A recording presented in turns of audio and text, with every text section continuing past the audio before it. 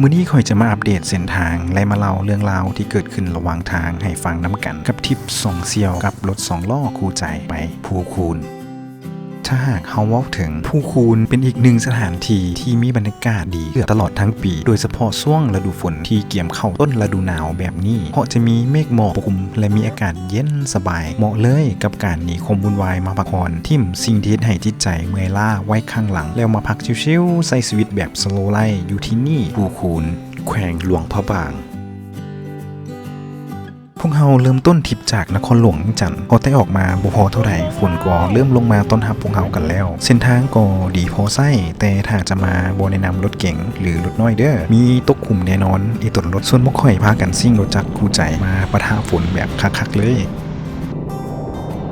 เส้นทางแต่วันเวียงหาเมืองกาสีแขวงเมืองจันทร์วิวระหว่างทางก็จะสวยงามคือที่เห็นถึงฝนจะตกขุมจะหลายแน่แต่ก็เป็นเสน่ห์อีกแบบหนึ่งในการเดินทางลุดรอบสองค่อยว่าบางทีการที่เฮาขับรถจักรออกเดินทางก็เป็นการพักสมองอีกแบบหนึ่งพักสมองจากเวียกงานที่หนักๆเพื่อมาโฟกัสกับการลิคุม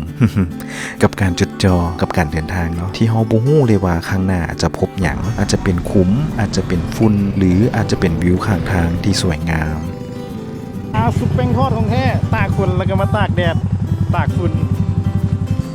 แต่ค่อยว่ามันแม่นทุกๆอย่างเลยล่ะที่มันจะผ่านเข้ามาหาเฮาแล้วผ่านไปเปรียบดังประสบการณ์ใหม่ๆที่คอยผ่านเข้ามาหาเฮาถึงเฮาอาจจะขับรถผ่านเส้นทางเก่าๆหลายรอบแล้วแต่เฮาอาจจะได้พบเห็นสิ่งใหม่ๆที่อยู่ระหว่างทางที่เฮาอาจคาดบ่ถึงว่าจะได้พบมันอาจจะแตกต่างไปจากแต่ละครั้งและนี่ล่ะคือเหตุผลที่ค่อยมักในการขับรถออกท่องเที่ยวถึงจะผ่านเส้นทางเก่าๆแต่มันก็จะมีหยังมาเฮ็ดให้เฮาตื่นเต้นพร้อมทั้งได้เห็นการเติบใหญ่การเปลี่ยนแปลงของผู้คนสังคมและสภาพแวดล้อมระหว่างทางขับรถจักรกับเสี่ยวเพื่อนใกล้ค่ำตะวันเริ่มจะลับขอบฟ้าด้วยที่เฮาแวสุดทางก็บอกมาซ่าแน่สุดท้ายออกมามืดอยู่ที่ปลายทางเนาะ รถไอ้กดเด้รถซื้อวังแพงอยู่นั่นขายครับ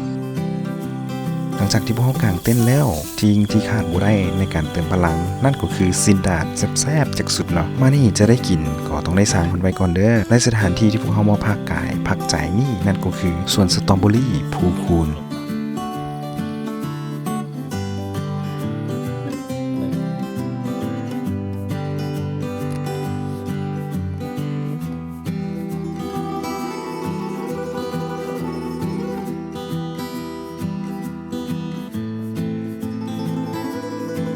แล้วพบกันใหม่ทริปหน้าบ๊ายบาย